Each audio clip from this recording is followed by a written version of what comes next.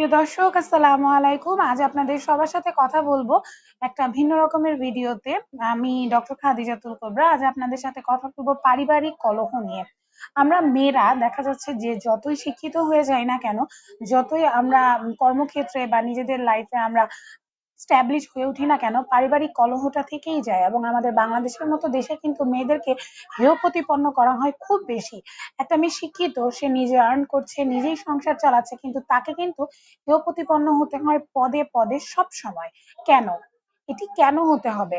আমাদের অনেক অনেক উদাহরণ দেওয়া যায়, তবে সব সময় সব ক্ষেত্রে আপনারা টেনে আনেন যে নারীরা কখনোই পুরুষ ছাড়া স্বাবলম্বী হতে পারে না, নারীদেরকে পুরুষদের কাছে সবসময় ডমিনেট করে রাখতে হয়। এই জিনিসগুলো কেন হবে? আমাদের দেশ চালাচ্ছেন আমাদের মাননীয় প্রধানমন্ত্রী শেখ হাসিনা, তিনিও একজন নারী। তিনি কিন্তু আমাদের সবার জন্য ইন্সপিরেশন হিসেবেই কাজ করছেন। আমরা নারীরা এখন অনেক অনেক অনেক এগিয়ে আছি। তাই নারীরা কোনো অংশে পুরুষের থেকে কম নয়। কেন পুরুষের থেকে কম হতে হবে? কেন এই তুলনাটা আসবে? বরঞ্চ আপনি যদি একটু অ্যানালাইসিস করে দেখেন, নারীরা কিন্তু এখন পুরুষদের থেকে অনেক অনেক এগিয়ে। তাই যারা এই ডিসক্রিমিনেশন গুলো করেন তাদের কাছে অনুরোধ থাকবে, এই ডিসক্রিমিনেশন গুলো করা বন্ধ করুন এবং সবাইকে সবার অ্যাবিলিটি, সবার যেই যোগ্যতা অনুযায়ী সবাইকে সমান তালে এগিয়ে যেতে সাহায্য করুন। খুদা হাফেজ, আসসালামু আলাইকুম।